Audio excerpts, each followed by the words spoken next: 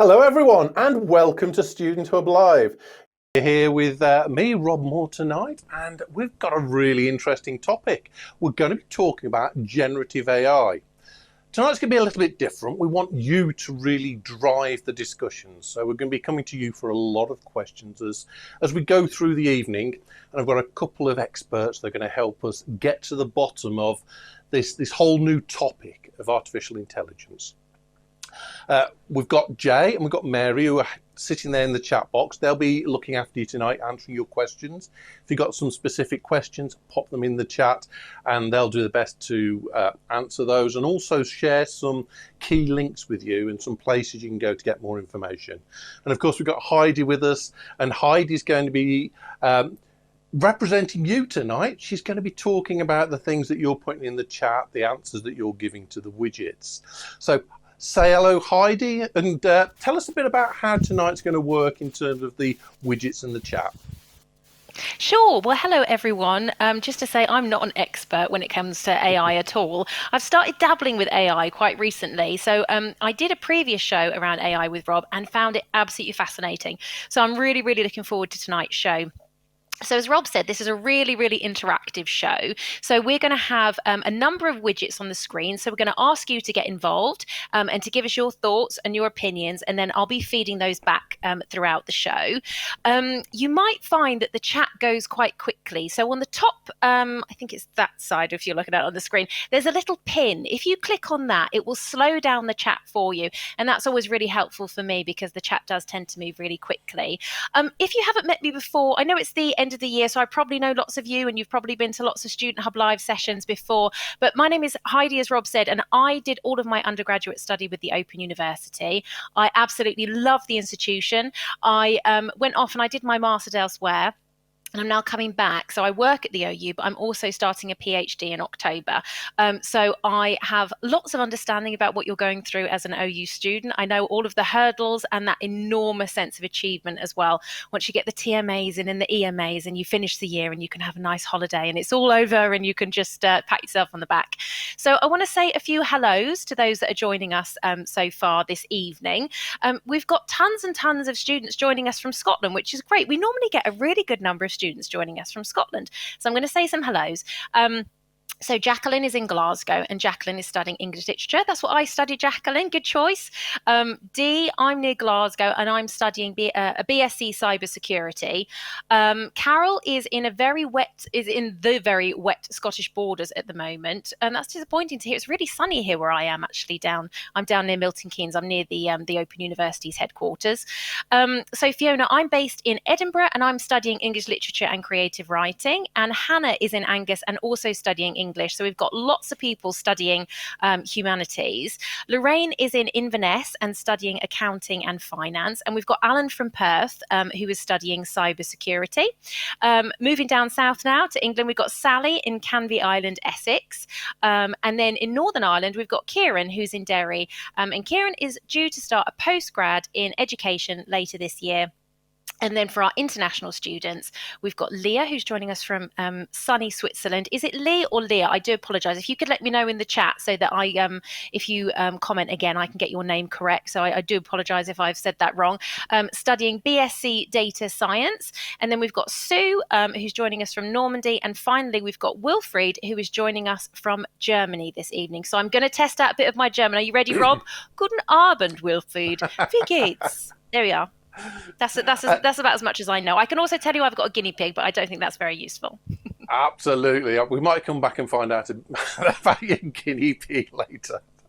So thank you for that. So we want to see as many comments from you as possible in the chat box today. Just remember that this is an open forum, so don't share any personal information. Don't put anything in there that you don't want to appear in the public domain. So apart from that, we're really interested in what you've got to say. So there will be a ticker question coming across the bottom of the screen. And a ticker question is just something that prompts you to put something in the chat. So the first one is, have you used generative AI before? And if so, how? So I want you to put that in the chat. And there will also be the first two of our widgets. And the widgets today, the little things you fill in, they're all yes or no questions. So the first two are, is using generative AI cheating? yes or no. We're not giving you a middle option. None of that sitting on the fence today.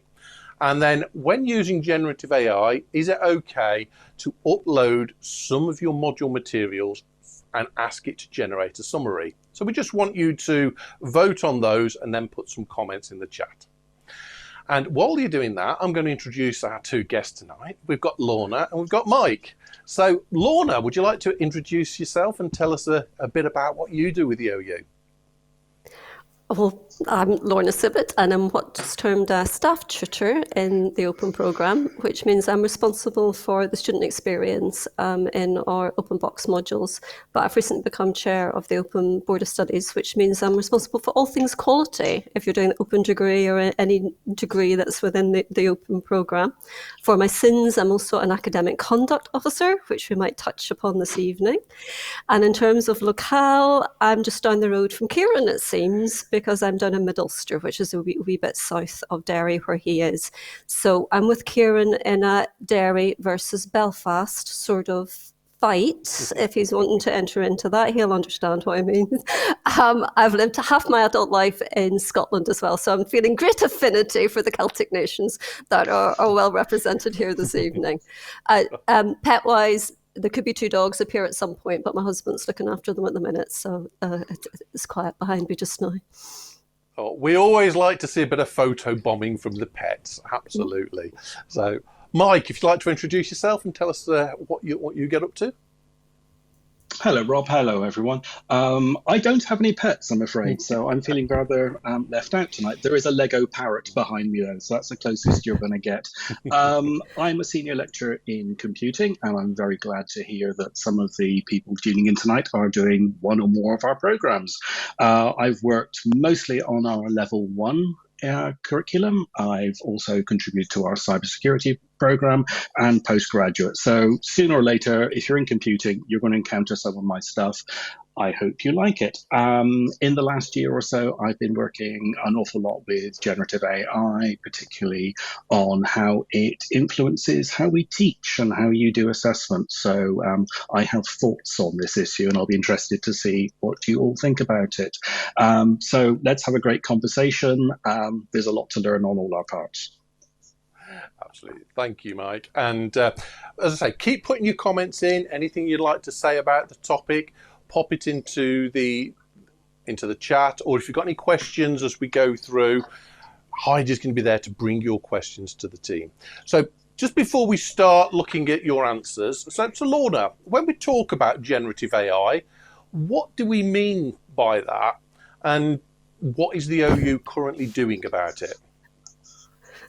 Okay, Mike might be better placed on that. What do we mean by Gen AI? Point of view, him being the computer scientist.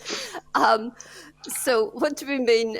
Use of artificial intelligence is the AI bit of it.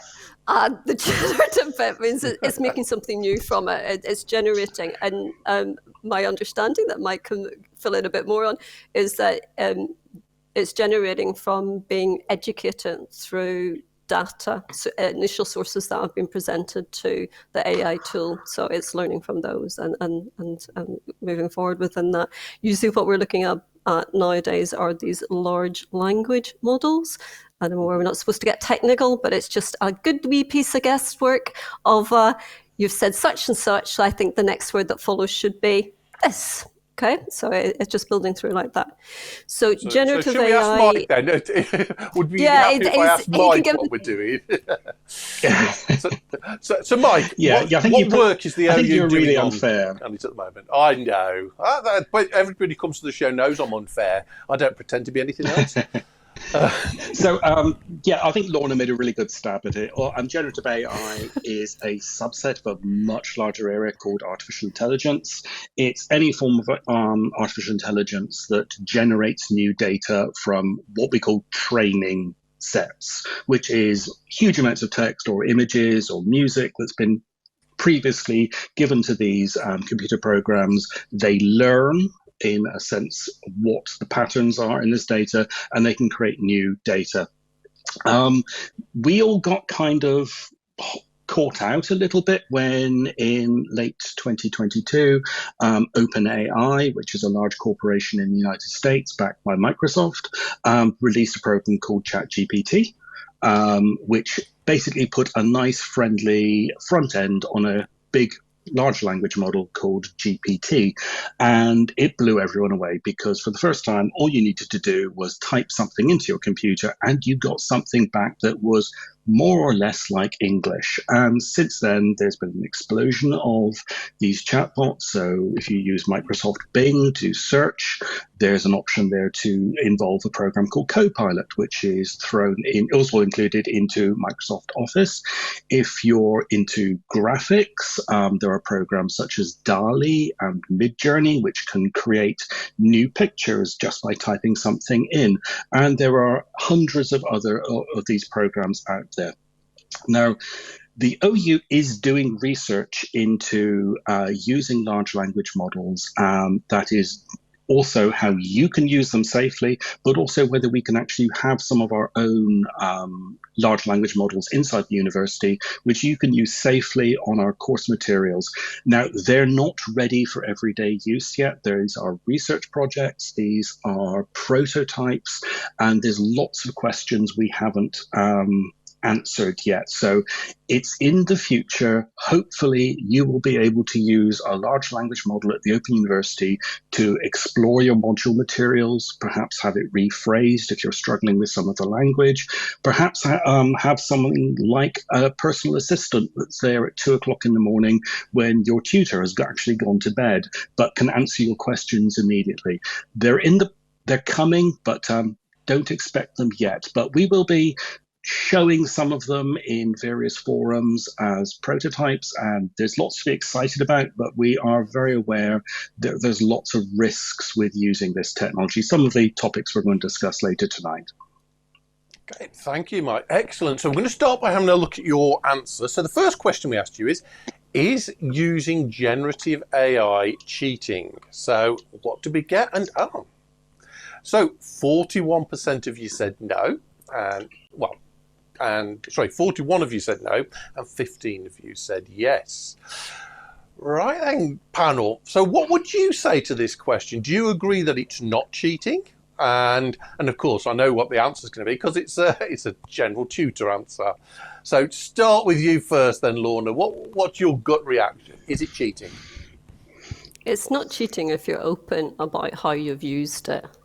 So I put the qualifier on it. So it's a wee bit of a cheat because we didn't allow you to do that whenever we posed the question. So I'll come down the side of, no, it's not cheating, but don't use it without letting us know that you've used it. Tell us which one you have used and how you've used it. So that's me with my academic conduct officer hat on, potentially. Thank you. Heidi, have we got any expansions on that answer? So did any of the students give us the general tutor, it depends? We've got lots of conversations going in the chat and lots of things that people are talking about. So when it comes to actually cheating, there are people that are kind of on the fence. So Carol says, waiting for more information before I decide on whether it's good or bad. So I think people have been putting their responses really directly into the widget rather than talking specifically about cheating. But lots of really, really great comments that are coming out in the chat from people who are talking about how they use the AI. And I really like what Mike said there about the idea of having a personal assistant at 2 o'clock in the morning. You know, somebody that if your tutor's not awake, that you can then just ask somebody the question. So it'd be interesting to see. So let us know in the chat whether you think that will be useful for you in your studies, for sure. But yeah, lots of conversations going on about how people are engaging with it so far, Rob. Okay, lovely. So we're going to go on to widget 2, and we're going to come to Mike in a minute on this one. So when using generative AI, is it okay to upload some of your module materials and asking for it to generate a summary? And 43 of you said no, 10 of you said yes. So this is a slightly more technical answer than Mike. Is it okay to upload module materials and ask for it to be summarised in your view? Okay, well, I mean, sorry, the default answer is it depends. Right, we have to do a technical conversation here about something called copyright. Now, copyright is a legal concept that when you create something, you have ownership over it. The Open University is a copyright holder, so everything we publish, now that depends, module materials, in particular, our assessment is copyright the Open University, unless we say otherwise. So stuff on OpenLearn, for instance, is usually not copyright. It's held under a different license. So the university has the right to publish its material, but you don't. So that includes sending it to another service. So if you take a chunk of Open University material and publish it on your own website, or you send it to a large language model, you have broken the Open University's copyright. Now, that's a bad thing to do. Don't do it.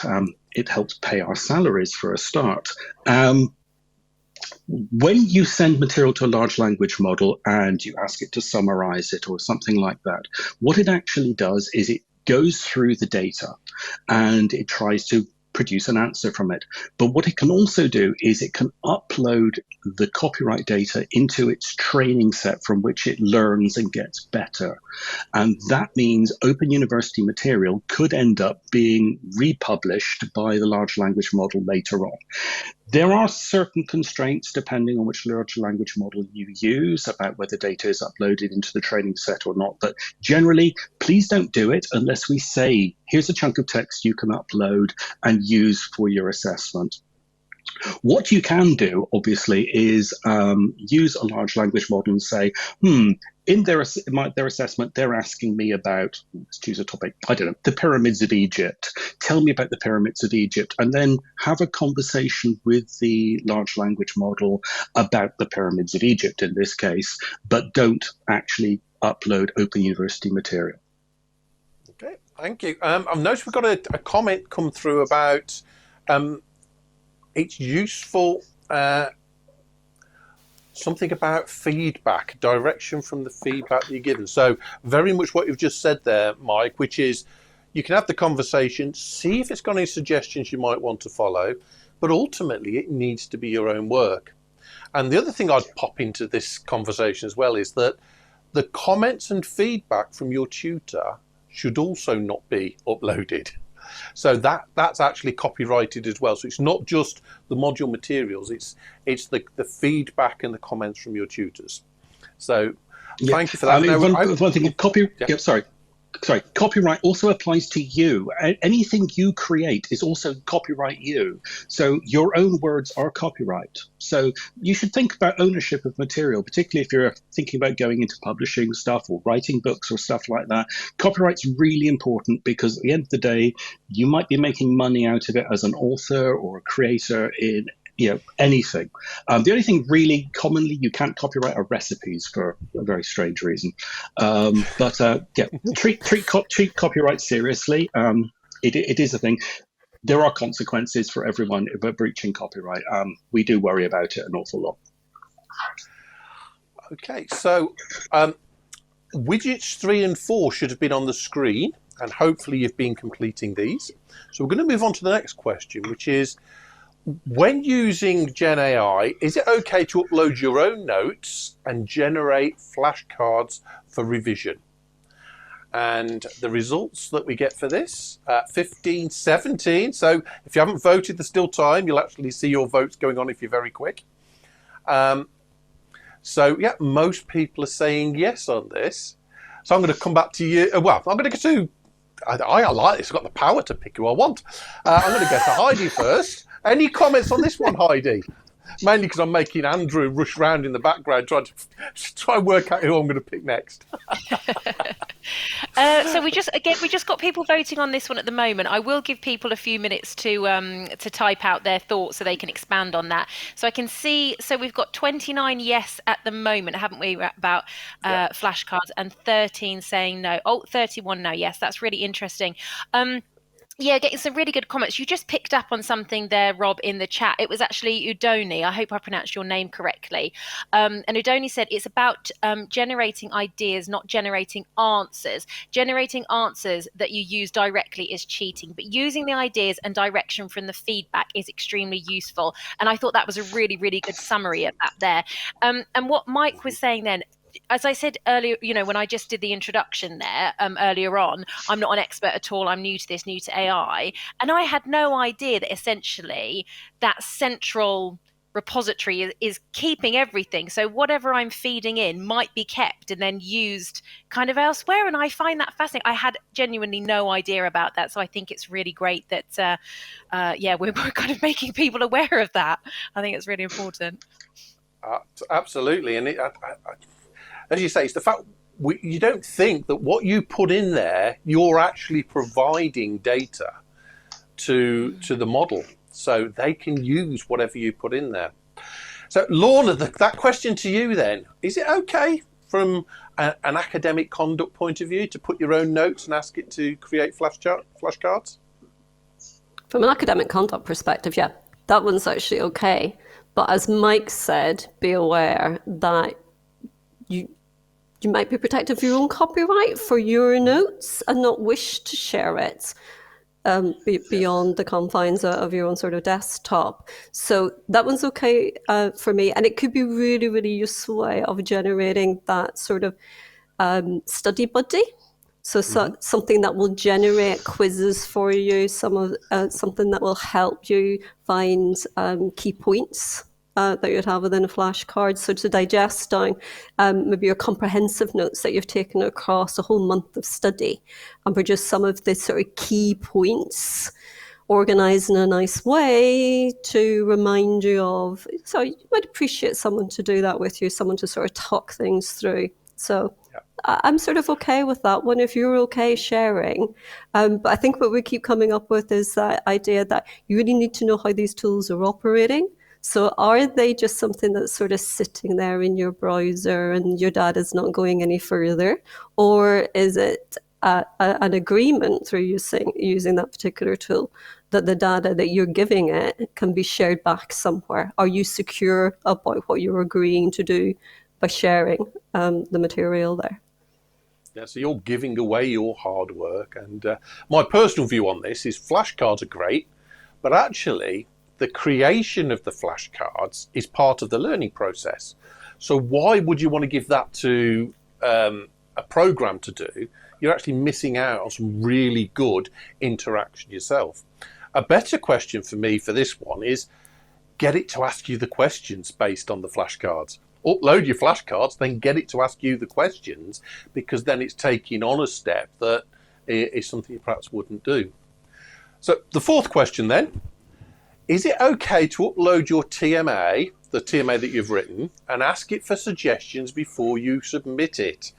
So let's have a look at this one. Yeah, 48% of you say no. That's right, I say percent. 48 of you say no, 4 of you said yes. So I'm going to come back to you, Lorna, because you're our academic conduct expert. Would you think it's okay to ask for suggestions? Okay, this is where it's really asking you all these hard questions. Well, also because the landscape will change and it will continue to change. So, as it's worded there at the moment, okay to upload your TMA, 2 dimensions in and around that. One is be sure you cannot upload the TMA questions or the TMA prompts. So anything that is module material, which Mike's already talked about, you should not be sharing because you do not own the copyright for that. And I know that sometimes what you'll do in constructing your TMA is retain the key questions within it and then pop your response in. Okay? So that you cannot share because you do not own, you cannot, you can, but it'll be naughty. So do not share that because you would be sharing or copyrighted material if you did that. As regards uploading your TMA itself for refinement, you need to be extraordinarily cautious about that. You'll need to check and see what our current OU guidance is. So I think that the link to our current OU guidance has been shared with everybody at some point this evening. Also check and see what your module is guiding you to do. Are you allowed to do this? Are you not allowed? Indeed, does the TMA question maybe ask you to do something with generative AI? Might be where we're going in the future, or is where we're trying to go in the future, to be honest. So check your module guidance. After the module guidance, check the TMA guidance itself. You go do a lot of reading here. find detail of each TMA and make sure and see if it's allowed in that particular one. And always check with your tutor if you're in any sort of doubt with any of this. So it's sort of not a straightforward one there, I'm afraid. And I'm assuming if you've used it in any way, you make it clear somewhere in your assignment that you've used it. Yeah, so long as you're allowed to use it. Do check that you're allowed to use it. And then if you're allowed to use it, then what we really ask is that you indicate which one you've used, that you indicate to us the prompts that you have used, and that you share that as part and parcel of the TMA. And that way you're being entirely open and transparent. It's not that you're hiding anything that you've done. And certainly as an academic conduct officer, I would look quite generously and leniently of someone who had been through a little bit of misguidance, sort of stepped a bit wrong, but I could see that they had tried to do everything right. So that makes a huge, huge difference. I think as much as possible, you just try to be transparent. You're trying to understand what these tools are. You're trying to understand what our current guidance is and make it clear to us what you have actually been doing and how you have made use of them. So just to remind people, questions 5 and 6 should now be up on the screen so you can fill those out. I'm going to come to those in a moment. I'm going to ask Mike a question now, and this is about Grammarly. But am I right in thinking that Grammarly is a form of generative AI? It has a form of generative AI built into the newer versions now. I think it's only in the paid tiers of Grammarly. So we as an institution do say to students, if you struggle with English for any reason, there are tools such as Grammarly which can help you with grammar and structure of sentences, paragraphs, and things like that. Grammarly is a business, and they have been working and investing quite heavily in generative AI. So one of the options in Grammarly is essentially, here's a block of text, rewrite it for me. And Grammarly will go away and rewrite it according to its own understanding of English. It's pretty good at it. However, there is, like most large language models, something slightly off about the language. For those of you who've used ChatGPT or Copilot or stuff like that, you'll notice it writes very fluent English, but it doesn't seem to feel quite like a human has written it, which it hasn't. And if you use Grammarly to restructure entire paragraphs, it does look a little odd. So your writing style will change. And your tutors are really good at spotting when you haven't written something. Traditionally, it's been things such as people who've accidentally quoted material in their TMA answer and have forgotten to say, this is a quote. Our tutors now are spotting that some paragraphs of text do look like they've been written by machine, and Grammarly can do this. So if you're a Grammarly user, carry on using it, but be very wary of using the higher levels of intervention to ask it to restructure entire paragraphs. And it's not just Grammarly that can do it. Microsoft has the Copilot program, which can be included in some of the Microsoft Office offerings. I think it's available for all student accounts in the UK now. And one of the things it can do is also restructure text, condense text, turn it into bullet points, expand block of text. So be very wary about using these tools. If you do or are tempted to use it, have a conversation with your tutor. Is this acceptable? And they might have to refer it upwards to the module team or to academic conduct officers to actually get a determination. And if you do use these tools, just write one or two sentences somewhere in your TMA. Say, I use Grammarly to do the following things. Being, as Lorna just said, being honest and open about what you do won't get you into trouble. My experience is that tutors want to have the conversation with you. They'll be incredibly supportive. They will, they want to help you. They don't want to get you in trouble. If no one wants to get you in trouble, it creates a lot of paperwork. Definitely. We are not hunting, trying to track down people that have broken the rules. But am I right in thinking that our plagiarism software can actually pick up things that have been uploaded to the large language model. Even if you put it up there and didn't use it, there's a danger that you could be flagged up as plagiarizing because somebody else could then end up using parts of your assignment. Is that a realistic concern? That's a concern I have. Right, there are a number of tools out there, and probably I should put a warning in here about using them personally. I'll come back to that to remind me if I forget. That claim to be able to look at the statistical patterns inside the language generated by large language models, and they award a score of how much they think the text has been generated by artificial intelligence. The Open University has a range of tools we've used for a number of years for plagiarism and things like that, and all scripts go through them. One of the tools is called Turnitin. It's widely used in academia, and Turnitin has an AI detection tool built into it. The OU has experimented with using this feature to award scores, but it hasn't currently used it in academic conduct cases. There's a large discussion in academia about whether this tool is reliable and how it should be used, if it's used at all. This may change in the future. Currently, the OU does not use it in academic conduct cases, but that may change. Coming back to my first point, there are a number of websites online which say, upload your script here and we will score it to see whether it's been generated by artificial intelligence. We recommend not using them for a range of reasons. We don't know how they work and how they score your thing. So you might get a very high score for something you've generated yourself. And also, again, the data you upload to them, they might put into their training sets and use without your control at that point. So you lose copyright and you might be scored badly against it. So things like ChatGPT 0 is the most famous one, but there's a range of others. Recommend don't use them. Okay, thank you for that, Mike. And Heidi, have we got any comments? What's being said in the chat at the moment? Is it helpful? Yeah, we've got quite a few questions coming in actually, Rob, and I know we're quite tight on time, but I've got a couple of questions. So Kate's asked, when you say check your module guidance, does that mean that some modules allow the use of AI and others don't?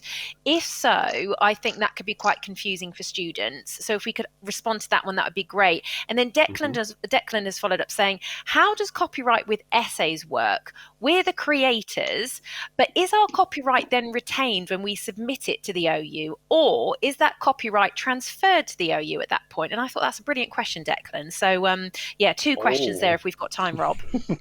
We'll hear Lorna laugh now because I think those are two for you there, Lorna. So the first question was about the guidance, and it will be different on different modules because it will go by learning outcomes, I would guess. Yeah. So it will be different, and at the moment, Mike's already alluded to it, we've got some experimentation happening within the OU, and we will continue to have for a while. Your people responsible for your modules are always innovating, they're always rewriting things, they're always investigating the new tools that are out there. They want to make sure that you are being prepared for the life that you lead out with the OU. So that means where there's new technical tools that come in that might be relevant to you, that we have a responsibility to make sure that you've got experience of them, that you can apply them, put them into practice, use them ethically and appropriately. So we have an absolute necessity to make sure that we begin to encourage students to use Gen AI, says the Academic Conduct Officer. We do have that. We need to be doing that. And that requires you to stop and think about why we're actually assessing you in the first place, maybe. Because we're not assessing out of any degree of cruelty. We're assessing because the assessment, a well-designed assessment, should help you to learn something. It's maybe helping you to consolidate a piece of knowledge. It's maybe getting you to practice a skill. Yes, we want you to demonstrate those skills and knowledge, and that's how often your feedback is worded. So you'll see a shift in the things we're asking you to do in assessment if you're going to be with us for the next few years, where we're going to be asking you to make your construction of your response quite visible. So like writing an essay, we'll actually want to maybe see the essay plan, or we might suggest try to use this Gen AI tool to write your essay plan, then critique it, say how you would do it differently, and take it from there. So, integrating the Gen AI usefully into what you can do. So, very long response to yes, it's going to be different in the different modules, and we're not making this an excuse about that. It's because we need to investigate the capabilities and what's right for you, and that's not going to happen overnight. And while I've got you on the screen with me, Lorna, the next question is about, when using generative AI, is it okay to upload an abstract and ask for the word count to be reduced? And I know you've got a very personal example of this, so I'll let you share that before we look at the votes. I don't know if I can without landing someone else in trouble. Okay, so this alludes. Okay, there's not a them and us here in higher education. There shouldn't be. We're all learners. So the staff members I was just talking about within the module there that are writing new materials, they're learning how to make use of these tools. They're trying to learn the capabilities of the tools and develop new things alongside it. But, Mike and myself and other aspects of our life, what we're trying to do is generate new understanding for ourselves within areas of scholarship and within areas of research. And when we do that, we have a burden of responsibility to share it with the wider academic community, which means writing papers, presenting at conferences, that sort of thing. So to get our spot at a conference, for example, we might submit a little summary, a pressay of what we want to present on, hence an abstract. Or it might be a summary of a paper that we wish to put in for publication. So that's our abstract. But there's a but with this coming. So some of the academic publishers are quite on the ball and have already sort of said, if you're using Gen AI, we're unlikely to publish what you have put out, because what they want to see is that the academic output from you is what's gone in your head, your ideas. Somebody alluded to ideas earlier, and you saw me scribbling at that point, because within some aspects of academia, the ideas are extraordinarily important, and we need to know were the ideas from the person or from Gen AI. Okay, so back to the abstracts. It is at the moment potentially not a very good idea within the academic community to trust to upload your hard crafted writing and abstracts to some of these tools. Now Mike might disagree with me, so bring him in as he see what he's whether he disagrees or not. I'm a bit unnerved by it, and I can see some of the publishers say no to it. I think some of them don't have their guidance in place, which is maybe a bit unnerving as well. And others just haven't thought about it at all. I think Mike's trying to answer in Morse code on his keyboard at the moment. But so we'll have a look at the votes first, and then we'll bring Mike in on question 6, and you can answer that in question 6. So the votes on that first question is it okay? And I think generally what we're saying is, yeah, somebody think yes, some think no, but from what you said then, Lorna, is it's okay, but one of the problems is it could be seen as not being your own work, and it could disqualify you. And this is in a professional sense. This is not about your assignments or your TMAs. This is actually as an academic professional publishing. So there are some bigger implications. Oh, but so the Mike, same implications the student has. Yeah. It's the same side of the coin as what the student has, in terms of submitting a similar piece of work that we might ask of them. We would want to know, is it your work or is it the work of a tool? Is it whose thoughts are they? Absolutely. So it's making sure it's seen to be your own work and proving it. It looks like it's going to be a challenge. So when using generative AI, is it okay to upload a questionnaire that and the data that you collect if it's got sensitive information? So if you ask AI to summarize it, is it okay? So what are your votes there? And we're seeing 50 of you say no, 2 say yes, which is exactly what I would expect to say. So Mike, why is it not okay to upload sensitive data and asking Right. ChatGPT? Wow, it's turning into a law course, isn't it? But we've already done copyright law, whereas there's a second set of law you should be really concerned about called the Data Protection Act, which you also may have heard of as GDPR and stuff like that. It's basically concerned with controlling personal data. By personal data, that can be everything from name, age, date of birth, sexual orientation, religion, addresses, national insurance number, you name it, anything that could be used to identify a living person. When we work in the Open University with personal data, which includes your student records, your finance details and things like that, we have to obey this piece of legislation called the Data Protection Act, which has terrifying penalties for anyone who breaches it. And if you are doing a research project or any form of assessment which you collect personal data, you are obliged by law, with no exceptions, to obey the Data Protection Act, which means you have to say what data you're collecting and how you protect it. Now, by protecting it, that can mean you store it on an encrypted form, on a computer, in a locked room, in a basement, with armed guards. Which is a reasonable way of protecting data. When you say, I'm going to upload it to a large language model, which may be located in California, which has a completely different set of data protections, and I don't know what's going to happen to it, is an immediate breach of the Data Protection Act, and all the lawyers in the world are going to fall upon you. And the university will not protect you. I can be quite honest with this one.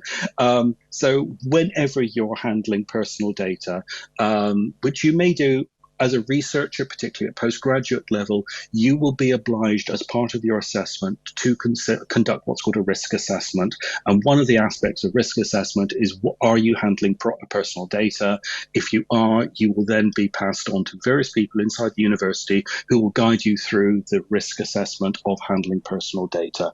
But even if you're just doing it as part of a TMA because you're interested in people's opinions, you have to take some consideration. Are you anonymizing them? So rather than having John Smith, you would have subject A, and you would omit any data that could possibly be used to identify them. So you would omit their address, their email address, their things like that. You might be very concerned about things like age and stuff like that.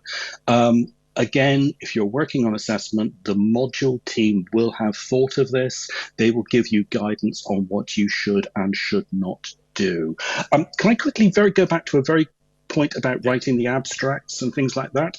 First of all, I hate writing abstracts. I don't know how Lorna feels about it. It is the worst part of writing any paper because you've got to get 10 pages of content into one paragraph and make it reasonably.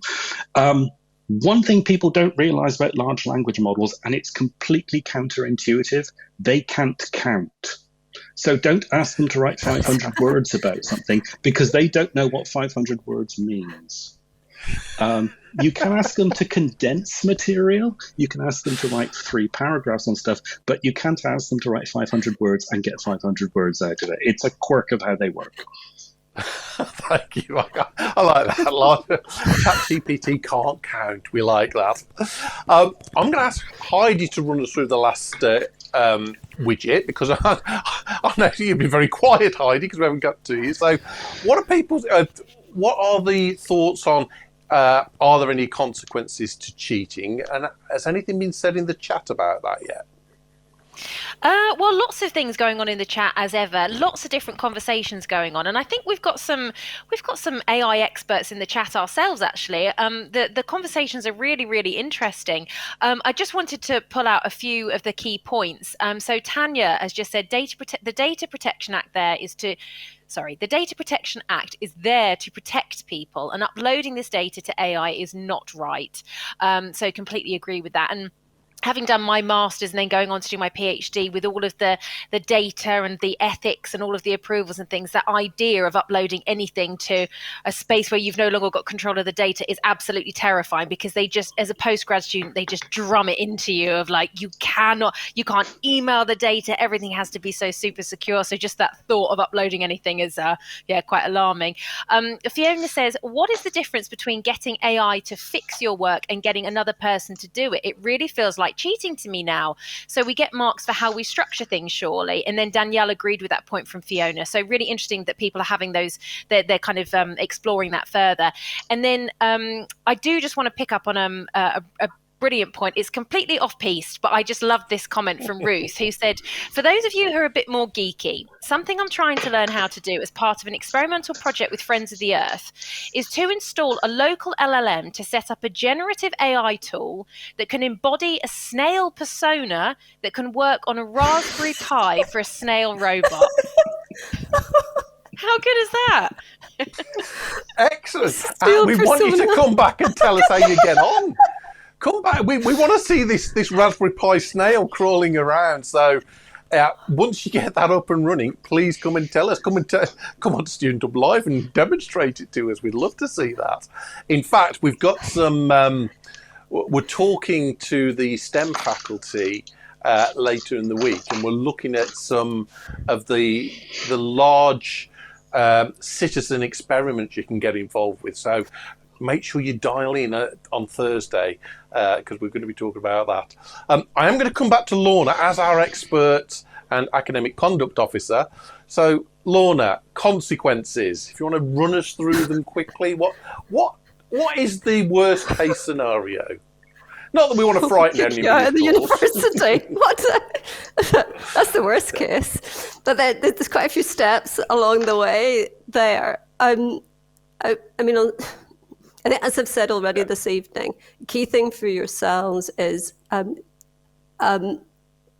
pause and think about why we're asking you to do something within any task that you're being given. It should have a purpose. If you're not clear on why you're being asked to do something for a TMA, then ask your tutor, check the forums within the module, and that hopefully will give you clarification on it. I'm not even talking about are you allowed to use Gen AI or not. Actually understanding what you're being asked to do and why you're being asked to do it is really, really important. Also, when you're making when you're making notes from any module materials, sometimes what you see that people have done is they've copied and pasted little chunks of material from the module, popped it into a little Word document that sits on their desktop. Then they come to respond to a question, write an essay, synopsis about it. Because they've done that about a month or so ago or 2 months ago, they sort of forget that, no, that wasn't written in their own words. And instead, that's actually copied and pasted from module materials. And what we get presented to us as something that the student might authentically think is their own work is actually a little patchwork quilt of materials. So guidance to you is be sure about what we've been asking you to do, and start at the point of your studying itself and taking really good notes that are in your own words so that you don't accidentally fall foul of it. What can happen to you? With generative AI suspicions at the moment, those, how to put it, we aren't using, as Mike has sort of said, the software tools like Turnitin to high match scores and so on, because we don't trust those tools. So what we will look at is, does that submission that you have made seem to be written in the same sort of style to your earlier TMAs? Can we see that trajectory? We might come back to you at some point and ask for your evidence to show us how you arrived at a particular answer. And I think, as I've already said this evening, what you might see in terms of TMA questions as they evolve over these next few years is that you will increasingly get questions that prompt you to make your construction of an answer very visible. So, for example, rather than just submitting an essay, we ask you to submit the plan of an essay and the final essay afterwards. So we might even get you to use Gen AI in that. So worst case scenario initially is You might get reported to be investigated by an academic conduct officer like myself. You'll get a notification that you're being investigated. You'll get a little letter, email from academic conduct officer saying, we've noticed this. Would you like to tell us something about how you arrived at that answer? And you've got 10 working days in which to respond to that. If you don't, then the academic conduct officer is in the position where they have to make an answer devoid of any of your input. But if you do respond to it, we will listen to what you have got to say. We're listening to it to understand your process. It may well be that your response could really help us within that module to clarify guidance on a TMA or otherwise within the module. So you could do something that's actually really supportive. So the academic conduct process isn't purely about being nasty to you and slapping you. It's about us recognising what is working and not working within module assessments and the structure of the university and informing into that. So first time academic conduct case, we're unlikely to do anything too severe. You can end up with a warning, guidance, study skills, that sort of thing. It's repeat offences that are going to get you in trouble. But en route, there'll be a lot of support offered to make sure that you understand better why we're asking certain things of you. So hopefully, you're not going to be absolutely. kicked. We're not trying to catch people out. We're trying to maintain the standards, and you're all working hard to achieve a degree. And we want to make sure that the standards there, and also improve your academic abilities and the way that you write your assignments. And I'm glad to say that everybody who answered said, yes, there are consequences if you're caught cheating. And I think we accept that. Today isn't about trying to frighten you or get you to be petrified of going anywhere near AI. Today's about saying, yeah, there's a tool out there. For some things it's going to be good, but make sure you understand what it's doing. Make sure you've got the right to upload things that you upload, because you lose control once you've uploaded it. And ask questions. And I know Mike has got some top tips. So the last thing we want to do today is for Mike to run through his list of do's and don'ts. And this is how to make sure you stay on the right side of generative AI. Over to you, Mike. Okay. Yeah, I mean, I absolutely everything Lauren has just said and everything Rob has just said. We're not trying to catch you out. If you somehow get flagged for whatever reason that your tutor thinks you may have used generative AI and you haven't indicated it, it will be a conversation. It's not going to be an immediate thrown in the dungeon. We'll never talk to you again. The first thing I would like to say is, if you haven't already, please read the module guide. We put these together.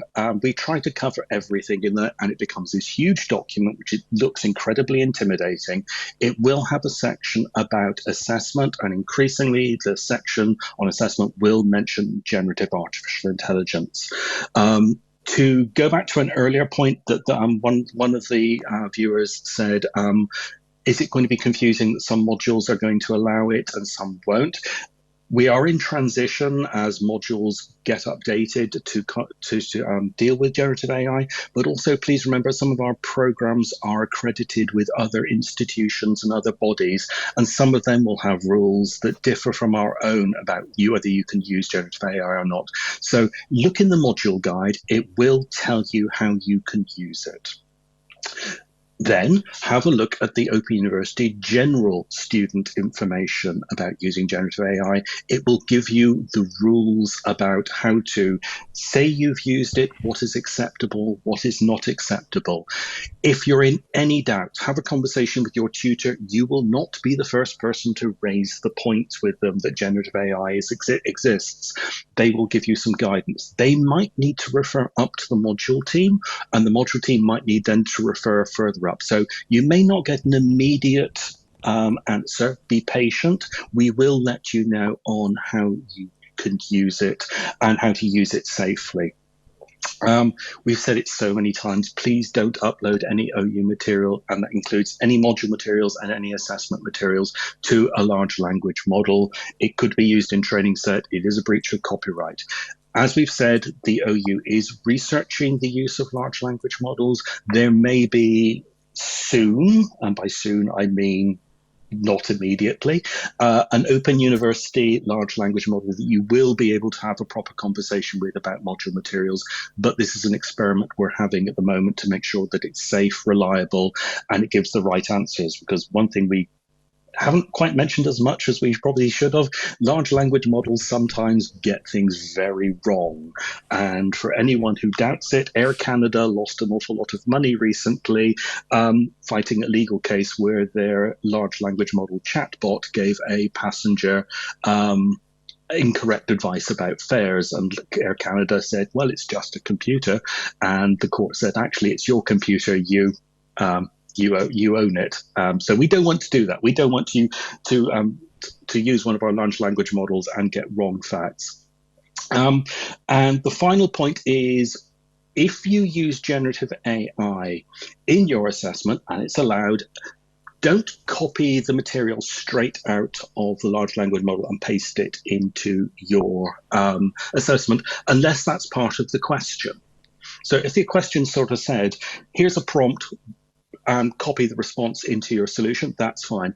But if you've asked it about, I don't know, let's go back to the original example, the pyramids, and you just copy and paste its answer into your TMA, all you're doing really is quoting another source. And we don't tend to give marks for quoting sources. Quotations are there to support an argument, not be the argument itself. So by all means, within limits, use a generative AI to develop an answer, but expand it yourself. Find other supporting materials. And the other thing, going back to this point, that the AIs make stuff up, it's a phenomenon which gets a bad name, hallucinations. You have to check it. Just because it says there are pyramids in Egypt, you should go away and check there are actually pyramids in Egypt.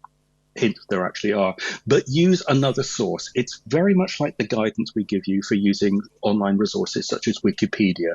We say, use Wikipedia to develop your answer, but we usually then said, and several other sources. So spend some time supplementing anything that comes out of generative AI by going to credible external sources and referencing those, because I'm going to mention the word referencing, to make sure your argument is coherent. I've used generative AI, and occasionally I'll go, really?